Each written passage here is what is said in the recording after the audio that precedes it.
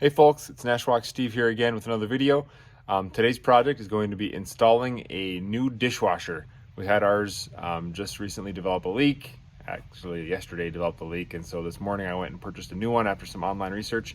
And we have it here, so we're going to go ahead and go through the installation process from carting the thing in to unpackaging it to installing the water lines and the drain hose and everything. So go ahead and watch this if you're interested in installing a dishwasher, and I'll do my best to explain the process.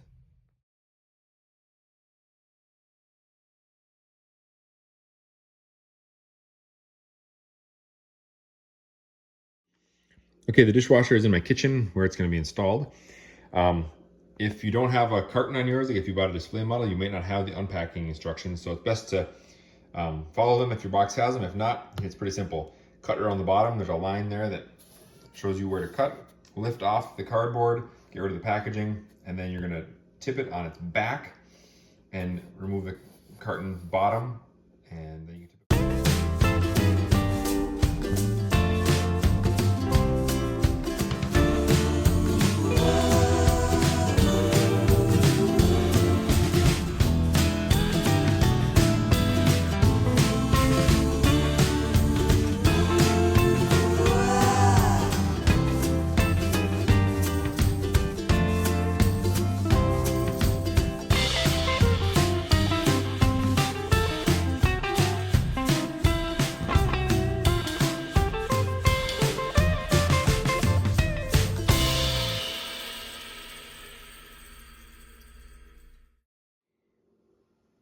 Okay, it's all unpackaged. Now we're going to open it up and get what we can out of the inside here. Inside we have the manual. We have the drain tube that we'll be installing. And it looks like there's some freebies in there as well. So that's the main part of what we need to get started. Also a tube in here, which we will get to later. For anyone's interested, this is a Whirlpool fingerprint resistant stainless steel dishwasher. The model is WDT750SAKZ. I'll put that in the description as well, so it'll link if anyone is searching for that. So it's this type that has the third rack on top for silverware. It also has a rack inside for silverware too.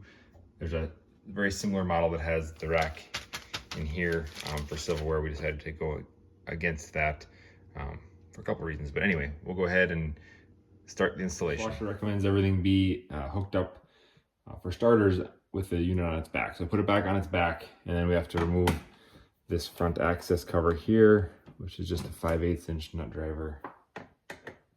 Like so.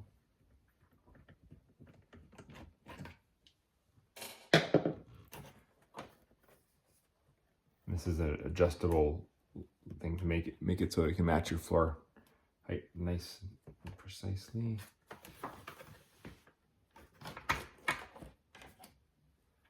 Pops off like that, like that. There's some glue holding that in place. I'll pull that down too.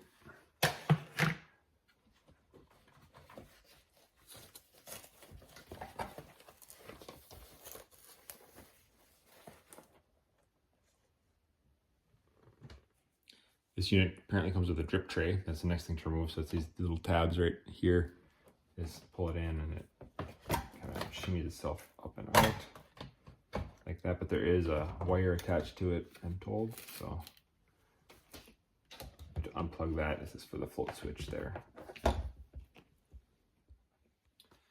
the next thing we do is adjust the feet for the height of the cabinet. So it says to measure your opening of your cabinet, which for me is right over here. I measured it from the floor to the underside here. I have 35 inches. In the book, it says that these are pre-adjusted tightly to 33.5 inches. So I need to thread them out 1.5 inches to make 35. We'll go a little bit short of that just to give some clearance so it's not too tight to slide in, but that's what we'll do now. It says they may be tight to use a wrench to loosen them, and then you can probably adjust by fingers, I'm guessing, from there. Yep.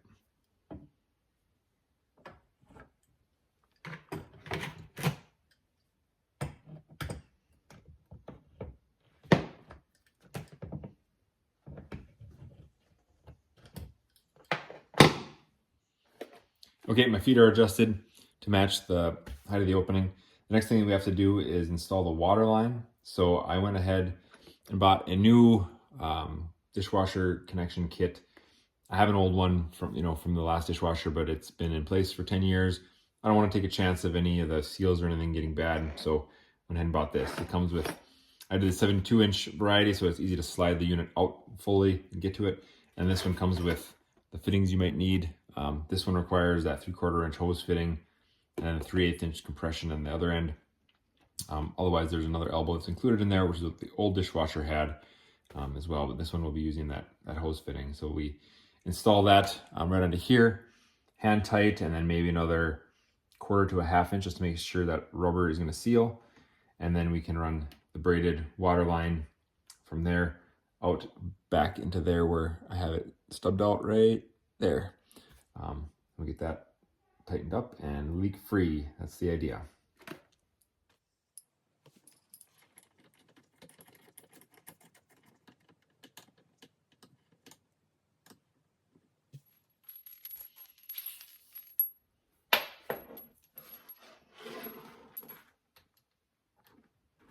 On these connections here, you don't need to use thread tape or pipe dope because they are made by the rubber inside of the fitting here.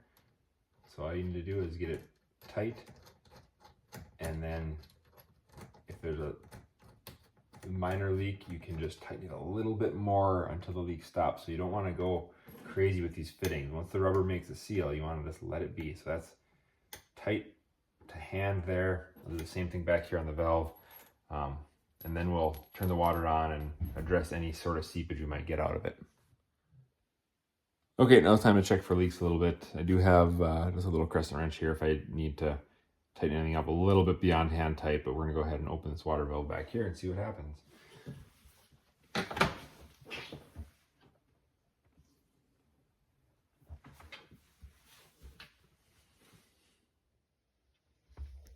Looking back here at the connection coming out from the supply, it looks good from what I can tell. Nice, I like to see that. Paper towel test, there's nothing there. Oh, there's a drip on the floor, but nothing coming out underneath the fitting. Check over here, get a good look at it. Usually if there's gonna be a leak, you'll see it just seep out right at the top there where those threads are exposed, but there's nothing leaking through there. And this looks good here too. So we're gonna call that good for now. All right, now we'll move on. The next step is to get the drain hose hooked up to the dishwasher side. So this is the drain hose that came with it. It's 6 feet long, which is adequate for me. If you need a longer one, you may have to buy one that way. This one comes with a little compression clamp like this. So you just squeeze it with the pliers, put it on there right between these two marks. And then on my unit here, it attaches to this hose barb on the side right there. And then it'll go to the sink from there. Yours may attach someplace else, but it's usually pretty easy to find. And if it doesn't come with a little clamp like so, you may also feel free to use a hose clamp like this. Works on either end, but this one is nice and easy. It labels it for you. This one says drain end. The other end of the hose says sink end, so you can't mess it up. I don't know what would be different other than this one has a little bit of a bend, but that's the next thing we'll do is get that hooked up. Okay, with the drain hose connected, the next step is to do the electrical connection. You can direct wire it into your house, or you can use a plug. They make a plug kit which you can buy. I've opted to use this for the last one and this one too. I just bought a plug kit which just goes onto a piece of 14-2 wire with ground. It's a pretty cheap way to do it, and that'll plug in to the outlet I have dedicated for the dishwasher. And you got this end here. It's probably about 4 feet long or so. So that's what we'll be using, not hard wiring. Here to take off the cover to the electrical box. There should be a terminal block inside if I am correct. Yep, there it is. So you have the incoming white and black, and then you have a ground that is attached to the box back here. There's a screw underneath. So I'll just be attaching the white to the white, the black to the black, and my bare ground will connect there. And then as with any sort of electrical box connection. You'll use a, I call it like a Romex stress relief connector. This will go in the back, and then it can crimp down on the wire coming in so that there's no pulling on the junction box at all. Any stress is going to be on the wire here on the outer housing. So we're going to go ahead and make that wire connection right now.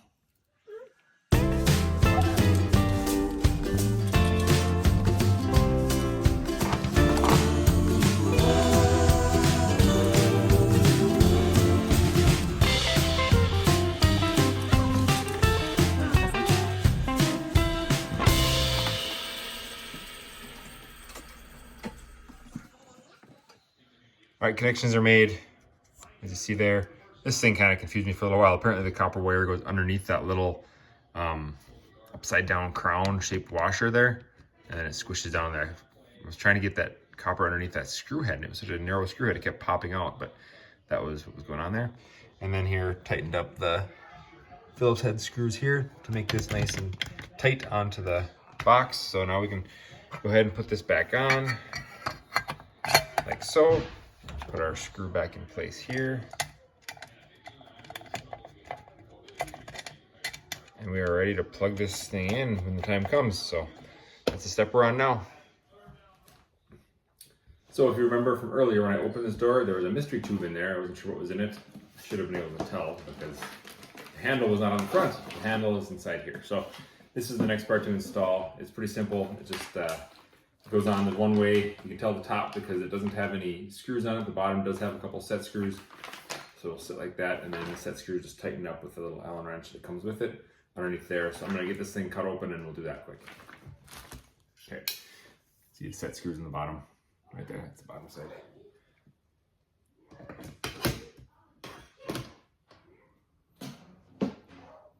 The Allen wrench comes with it.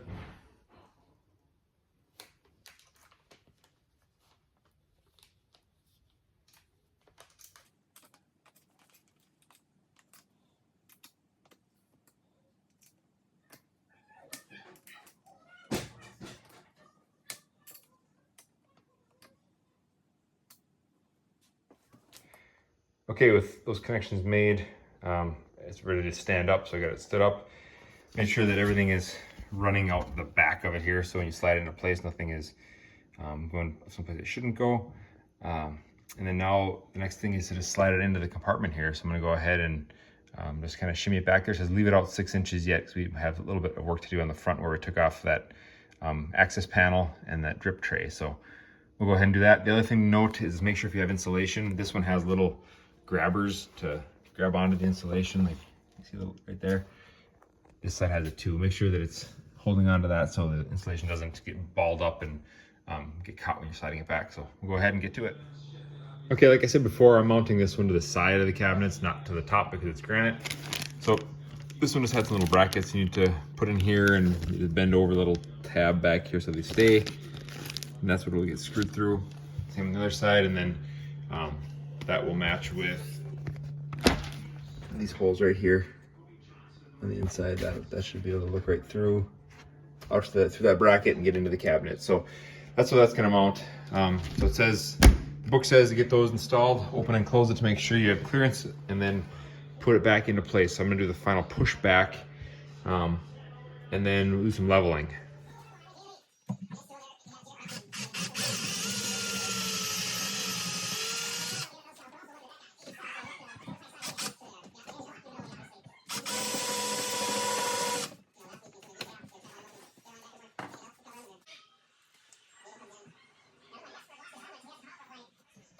So I want to show this part of the installation that's underneath the cabinet. There's the drain hose coming from the dishwasher. I looped it up and around through the back and put it right in here to the disposal. It came with a clamp, so I didn't use my hose clamp, but that went right to there where the previous one was connected. So if you do have a new disposal, I guess there's a knockout in there that you may have to take out so your hose can actually discharge into the disposal. But that's what that part looks like. Okay, I guess a quick correction. Before this bottom piece goes on, it recommends that you run an installation cycle on here, and then you can check for leaks underneath while that's running. So we're gonna go ahead and follow the instructions for that. In the manual, this one gives a code. You push certain combinations of buttons to make it run the installation cycle, and we'll go ahead and give that a try and check underneath and make sure we're all dry. Okay, there's just a couple things left to do. Just kind of undoing the first steps that we did. Some foam that has to go back in, this drip tray that needs to go back in, and we need to connect the float switch to that as well before that goes back in. And the last thing after that will be putting this access cover back in place and adjusting it so it's tight with the floor. So I'm gonna go ahead and just get those last few things buttoned up, and we'll see how this thing looks when it's done. All right, so that is the completion of the installation of the dishwasher. So the bottom is all taken care of now and sealed up again. Everything's installed. We ran the installation cycle, so it's wet inside right now, but that looked good, no leaks. So this dishwasher is ready for use. So I hope that helps you if you're doing a project like this, and thank you for watching.